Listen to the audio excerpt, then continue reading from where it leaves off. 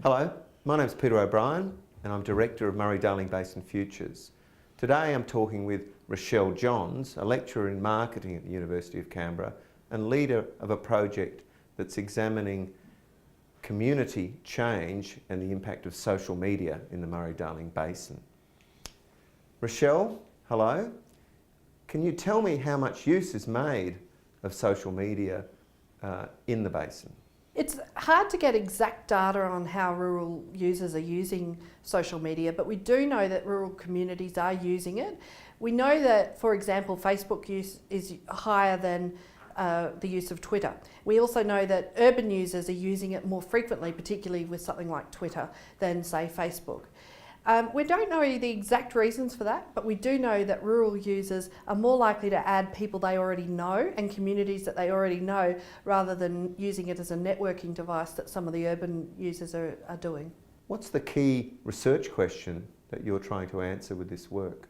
Communication about water management issues and some of the Murray-Darling Basin community matters has been ill-received in the past. And so what we're trying to do is find out, is there a better way of communicating? A way of building a dialogue between community member to community member, between council to community member, and even community member to the council. So more of a dialogue and interactive form of communication. Is there an example internationally of how communities experiencing structural adjustment or deep change have used social media to good effect? There's definitely been evidence that social media has been used internationally and even nationally in the case of floods, earthquakes, cyclones. We've even seen it with bushfires, where we see that the use of social media is used for communication to community members, between community members, about setting up ways to recover the environment and so on.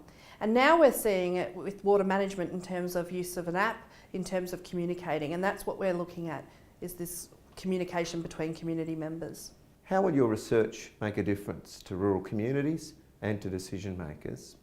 What we're hoping is that there's a real conversation. We're not wanting communication to community members, we're wanting a conversation between the community and everyone that's important, all the key stakeholders. So if our research is successful, what we're aiming for is a model of communication that allows for community members to have their say and be listened to. Raechel, if this research is successful, how will things be different in the Murray-Darling Basin? I mean, really what we're looking for is, just that communication between users.